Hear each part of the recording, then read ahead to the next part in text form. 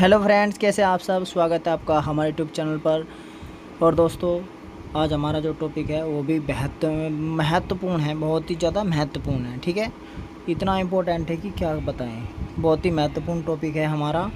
और दोस्तों देखिए, हमने पहले हिंदू समाज सुधार देखा और हमारा अब जो चल रहा है वो है मुस्लिम समाज सुधार या धार्मिक सुधार।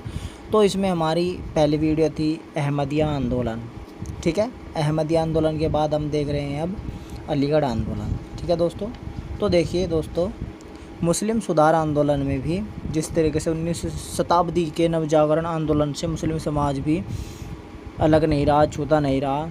ठीक है, और हिंदुओं की तुलना में मुसलमानों में भी नवजागरण का प्रभाव देर से हुआ, बस इतना है। ठीक है, लेकिन यहाँ भी बहुत ही ज़्यादा प्रभाव देखने को मिलता है। और मुस्लिम सुधारकों ने कई आंदोलन चलाए, जिनमें से प्रमुख हम आपको बता रहे हैं वीडियो के माध्यम से। पहला हमने देख लिया था अहमदिया आंदोलन, और आज हमारा टॉपिक है अलीगढ़ आंदोलन। ठीक है, तो देखिए, अलीगढ़ आंदोलन से संबंधित हम प्रश्न देखेंगे जितने भी महत्वपूर्ण होंगे। ये इसका पहला भाग है, दूसरा भाग भी देखेंगे। तो आज हमारा ये अलीगढ़ आंदोलन का पहला भाग है, अलीगढ़ मूवमेंट। ठीक है, तो चलिए इसके महत्वपूर्ण प्रश्न देखते हैं। और इसका जो महत्वपूर्ण है ये वीडियो हमारी, और इसमें सर सैयद अहमद खां को देखेंगे। ठीक है, क्योंकि वो अलीगढ़ आंदोलन के प्रवर्तक हैं। ठीक है, और मुस्लिम नवजागरण के संस्थापक भी। ठीक है, तो चलिए दोस्तों शुरू करते हैं अपनी वीडियो और देखते हैं इस वीडियो का पहला प्रश्न। ठीक है, चलिए, अलीगढ़ आंदोलन के संस्थापक कौन थे? तो अलीगढ़ आंदोलन के संस्थापक कौन थे? तो सर सैयद अहमद खां थे। ठीक है, चलिए अगले प्रश्न पर। अगला प्रश्न है, सर सैयद अहमद खां का जन्म कब हुआ था? तो सर सैयद अहमद खां का जन्म दिल्ली में 17 अक्टूबर 1817 को हुआ था। ठीक है, तो देखिए 17 है दोनों में, 17 अक्टूबर 1817 को। कहाँ पर? दिल्ली में। ठीक है, चलिए अगले प्रश्न पर। अगला प्रश्न है, सर सैयद अहमद खां का जन्म कहाँ हुआ था? तो हमने बताया दिल्ली में। ठीक है, चलिए अगले प्रश्न पर। अगला प्रश्न है, इनके पूर्वज मूलतः कहाँ के थे? इनके किनके? सर सैयद अहमद खां के। ठीक है, चलिए, तो इनके पूर्वज कहाँ के थे? तो इनके पूर्वज दोस्तों मूलतः ईरानी सामंत थे। ठीक है, ईरानी सामंत। चलिए अगले प्रश्न पर। अगला प्रश्न है, तहजीब उल अखलाक नामक फारसी पत्रिका किसने निकाली थी? तो देखिए, यहाँ पर इम्पोर्टेंट पॉइंट है और प्रश्न भी है। ठीक, देखिए, सर सैयद अहमद खान ने अपने विचारों का प्रचार करने के लिए, देखिए इसको अपना विचार जो थे उसके प्रचार कैसे करे। देखिए, लोगों से भी मिलता था। अब प्रचार किस तरीके से होगा? हर आदमी प्रचार अलग अलग तरीके से करता है। आज के समय में कोई टीवी चैनल, अखबार से बैनर बनवाकर, होर्डिंग बनवाकर लगवाता है, मोबाइलों से भी। ठीक है, इस तरीके से प्रचार करता था। लेकिन उस समय इतना ज़्यादा नहीं था। तो उस समय सबसे आसान तरीका क्या था अपने विचारों को व्यक्त करने का, लोगों तक पहुंचाने का? पुस्तक लिखना, पत्रिका निकालना। ठीक है, लेख लिखना और उसमें छपवाना। तो इन्होंने भी क्या किया, सर सैयद अहमद ने अपने विचारों का प्रचार करने के लिए 1870 में, ठीक है, 1870 में तहजीब उल अखलाक सभ्यता और नैतिकता नामक फारसी पत्रिका निकाली। ठीक है, तो सर सैयद अहमद खान ने निकाली थी। ठीक है, कब? 1870 में। ठीक है, और ये ध्यान रखना, फारसी पत्रिका थी। ठीक है, फारसी भाषा में। दूसरी बात क्या है? दूसरी बात यह है, इसका जो हिंदी है सभ्यता और नैतिकता। क्यों? क्योंकि ये फारसी में थी। ठीक है, तो तहजीब मैंने क्या देते हैं ना कि इसे तहजीब नहीं है, मतलब सभ्यता, अल मैंने और अखलाक मतलब नैतिकता। ठीक है, तो इस तरीके से ये पत्रिका निकाली थी अपने विचारों का प्रचार करने के लिए। चलिए अगले प्रश्न को देखेंगे। अगला प्रश्न है, तहजीब उल अखलाक नामक फारसी पत्रिका कब निकाली थी? तो 1870 में निकाली थी। चलिए अगले प्रश्न पर। अगला प्रश्न है, राजभक्त मुसलमान पत्रिका किसने निकाली थी? तो यहाँ पर अच्छा प्रश्न है काफ़ी। देखिए, अंग्रेज़ों का राजभक्त होने के कारण, समझिएगा, अंग्रेज़ों का राजभक्त होने के कारण राजभक्त मुसलमान पत्रिका का भी प्रकाशन किसने किया था? तो ये सर सैयद अहमद खान ने किया था। चलिए अगले प्रश्न पर चलेंगे। अगला प्रश्न है असबाब ए बगावत ए हिंद पुस्तक किसने लिखी थी?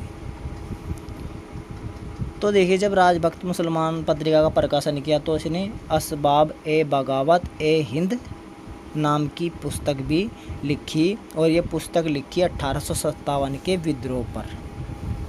तो दोस्तों यहाँ पर ध्यान देना, सर सैयद अहमद खान ने पुस्तक लिखी थी 1857 का जो विद्रोह हुआ था, और विद्वानों ने, इतिहासकारों ने, स्वतंत्रता सेनानियों ने अलग अलग नाम दिया है 1857 को, लेकिन हम मुख्य रूप से उसको कहते हैं भारत का प्रथम स्वतंत्रता संग्राम।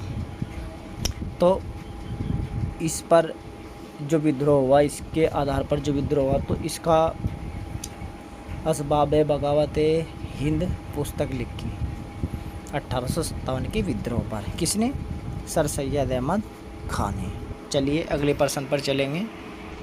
अगला प्रश्न है साइंटिफिक सोसाइटी की स्थापना किसने की थी? तो साइंटिफिक सोसाइटी की स्थापना सर सैयद अहमद खान ने की थी 1864 में गाजीपुर में। साइंटिफिक सोसाइटी की स्थापना की थी सर सैयद अहमद खान ने।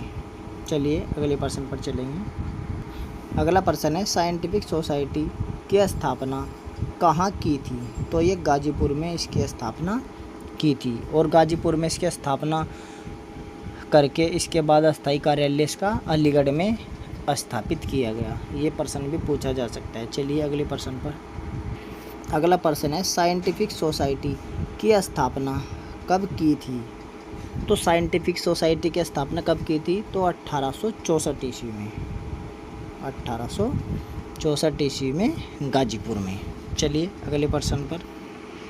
अगला प्रश्न है साइंटिफिक सोसाइटी का गाजीपुर से अस्थायी कार्यालय कहाँ स्थापित किया गया था? तो देखिए, इसका हमने पहले भी बता दिया है, 1864 में गाजीपुर में साइंटिफिक सोसाइटी की स्थापना की सर सैयद अहमद खान ने, और इसका बाद में अस्थायी कार्यालय अलीगढ़ में स्थापित किया गया। कहाँ पर? अलीगढ़ में। चलिए अगले प्रश्न पर चलेंगे।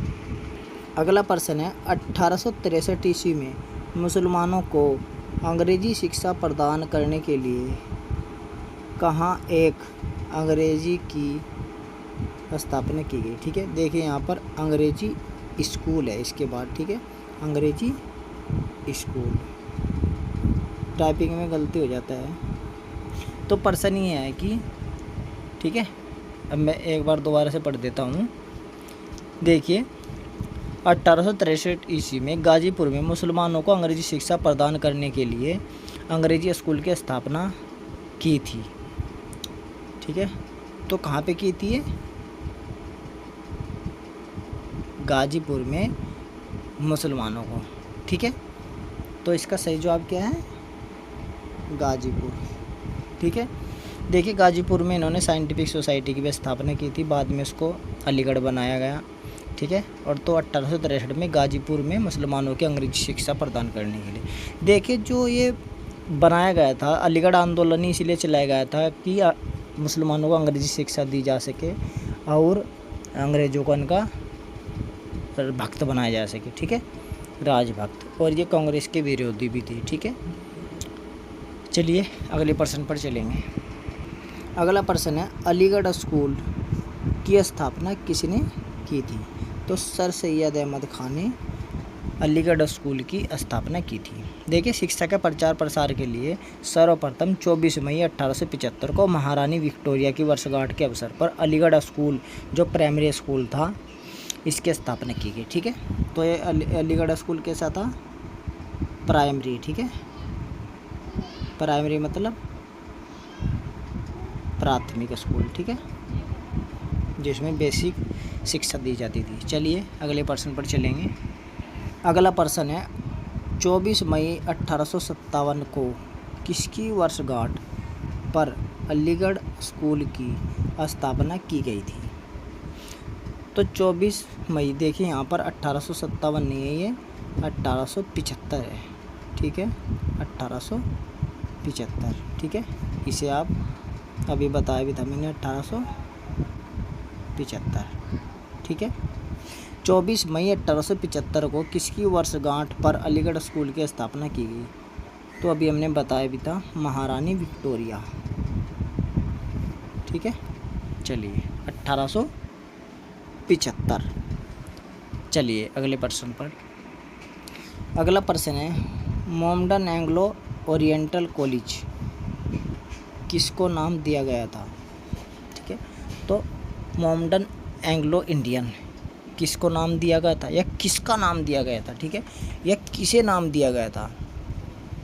देखिए, जो ये स्कूल था, अलीगढ़ स्कूल प्राइमरी का स्कूल था, तो देखिए इसको फिर क्या हुआ, 8 जनवरी 1877 ईस्वी में इसको मोमडन एंग्लो ओरिएंटल कॉलेज का नाम दिया गया, ठीक है, तो अलीगढ़ स्कूल को, ठीक है। चलिए अगले प्रश्न पर। अगला प्रश्न है, कब अलीगढ़ स्कूल को मोमडन एंग्लो ओरिएंटल कॉलेज नाम दिया गया था? तो दोस्तों हमने बताया भी 8 जनवरी 1877 ईस्वी, ठीक है। चलिए अगले प्रश्न पर चलेंगे। अगला प्रश्न है, मोमडन एंग्लो ओरिएंटल कॉलेज का शिलान्यास किसने किया था? तो देखिए इसका शिलान्यास किसने किया था? तो देखिए लॉर्ड लिटन ने इस कॉलेज का शिलान्यास किया था, तो लॉर्ड लिटन, ठीक है। ये इस टाइम क्या थे? गवर्नर। चलिए अगले प्रश्न पर चलेंगे। अगला प्रश्न है, मोमडन एंग्लो ओरिएंटल कॉलेज को भूमि किसने प्रदान की थी? तो किसने प्रदान की थी भूमि? तो देखिए विलियम मोर थे, उत्तर प्रदेश गवर्नर उस समय, तो इसने भूमि प्रदान की थी, ठीक है, तो विलियम मोर। और कौन थे? यूपी के गवर्नर, ठीक है, उस टाइम क्या थे? गवर्नर, ठीक है। चलिए अगले प्रश्न पर। अगला प्रश्न है, मोमडन एंग्लो ओरिएंटल कॉलेज के प्रथम प्रिंसिपल कौन थे? ठीक है, तो यहाँ पर प्रथम प्रिंसिपल की बात आई है। फर्स्ट प्रिंसिपल मतलब प्रथम प्रधानाचार्य है, तो देखिए थियोडर बैंक थे, ठीक है, थियोडर बैंक प्रथम प्रिंसिपल थे। चलिए अगले प्रश्न पर। अगला प्रश्न है, मोमडन एंग्लो ओरिएंटल कॉलेज को कब अलीगढ़ मुस्लिम विश्वविद्यालय के रूप में परिवर्तित किया गया? देखिए प्रश्न समझिए, जो ये स्कूल था ये पहले क्या था? ये पहले था अलीगढ़ स्कूल प्राइमरी, इसके बाद इसको बनाया गया मोमडन एंग्लो ओरिएंटल कॉलेज। फिर इसके बाद अब इसका जो परिवर्तन किया गया, इसको बढ़ाया गया, इसका परिवर्तन किया गया, रूप बढ़ाकर अलीगढ़ मुस्लिम विश्वविद्यालय के रूप में बनाया गया। तो प्रश्न यह है कि कब बनाया गया?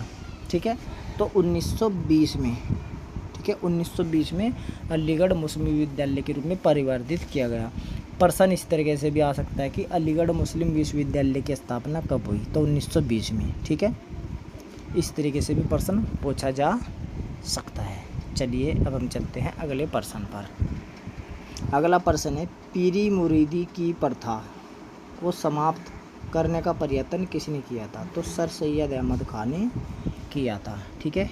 ये कौन सी प्रथा थी? तो ये जो प्रथा थी दोस्तों, ये थी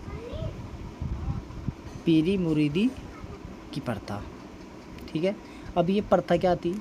देखिए पीरी मुरीदी की प्रथा को समाप्त करने का प्रयत्न सर सैयद अहमद खान ने किया था। अब इसमें क्या था कि जो पीर लोग अपने आप को सूफी मानते थे, ठीक है, और अपने मुरीदों को कुछ रहस्यमय शब्द देकर गुरु बन जाते थे, ठीक है, और उनसे दासों जैसा सेवा लेते थे और उन्हें दास प्रथा का इस्लाम के विरुद्ध बताया, ठीक है। अब देखिए क्या थे, जो पीर मुरीदी की प्रथा थी उसमें क्या होता था, जो पीर लोग अपने आप को सूफी मानते थे और जो उसके मुरीद होते थे उनको कुछ रहस्यमयी बात बता देते थे और उनके गुरु बन जाते थे, ठीक है। तो इस तरीके से, और जब वे गुरु बन जाते तो वे क्या हो जाते थे, इनके दास हो जाते थे, ठीक है, और दास जैसी सेवा भी करवाते थे जो पीर थे, ठीक है, मुरीदों से। तो इसका उन्होंने विरोध किया, दास प्रथा का भी, और ये बताया कि दास प्रथा इस्लाम के विरुद्ध है। ठीक है, चलिए अगले प्रश्न पर चलेंगे। अगला प्रश्न है, कुरान पर टीका किसने लिखकर परंपरागत टीकाकारों की आलोचना की थी। ठीक है, अब देखिए कुरान पर टीका किसने लिखी, इस तरीके से प्रश्न आ सकता है। ठीक है, तो सर सैयद अहमद खान। ठीक है, ये ध्यान रखना। और इन्होंने जो परंपरागत क्या थे, टीकाकार थे, उनकी क्या की आलोचना की और वैज्ञानिक ज्ञान के प्रकाश में तर्कों का अपने मत को सिद्ध किया। ठीक है, मतलब जो वैज्ञानिक ज्ञान था, वैज्ञानिक ज्ञान के प्रकाश में तर्कों द्वारा अपने मत को या मत से सिद्ध किया। ठीक है, चलिए अगले प्रश्न पर चलेंगे। अगला प्रश्न है, यूनाइटेड इंडियन पेट्रियाटिक एसोसिएशन का गठन किसने किया था। तो देखिए, अलीगढ़ आंदोलन कांग्रेस का विरोधी था।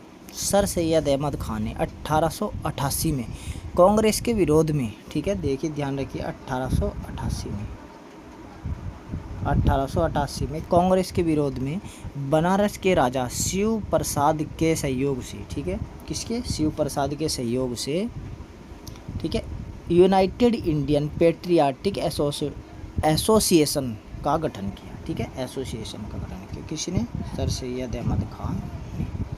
चलिए अगले प्रश्न पर। अगला प्रश्न है, अहमद खान ने, मतलब सर सैयद अहमद खान ने 1888 में किसके सहयोग से यूनाइटेड इंडियन पेट्रियाटिक एसोसिएशन का गठन किया था। तो हमने बताया बनारस के राजा शिव प्रसाद, ठीक है, इसकी सहायता से इसने इस एसोसिएशन की स्थापना की या गठन किया। ठीक है, चलिए अब चलते हैं अगले प्रश्न। और इसके 10 साल बाद इनकी मृत्यु हो गई। चलिए अगले प्रश्न को देखेंगे। अगला प्रश्न है, सर सैयद अहमद खान की मृत्यु कब हुई थी। तो दोस्तों इनकी मृत्यु हुई थी 1898, 10 साल बताया अभी, जब इन्होंने यूनाइटेड इंडियन पेट्रियाटिक एसोसिएशन की स्थापना की थी 1888 में, और 10 साल बाद इनकी मृत्यु हो गई। ठीक है, तो दोस्तों ये थे हमारे महत्वपूर्ण प्रश्न। फिर मिलेंगे आपसे इसके दूसरे भाग में, ये इसका पहला भाग था। ठीक है, तो सर सैयद अहमद खान की मृत्यु कब हुई थी, 1898 में। ठीक है, तो दोस्तों ज़रूर हमें बताएं कि हमारी वीडियो आपको कैसी लगी, प्रश्न कैसे थे। ठीक है, और दूसरा भाग हम देखेंगे अगली वीडियो में। चलिए फिर मिलते हैं आपसे, तब तक के लिए धन्यवाद, नमस्कार।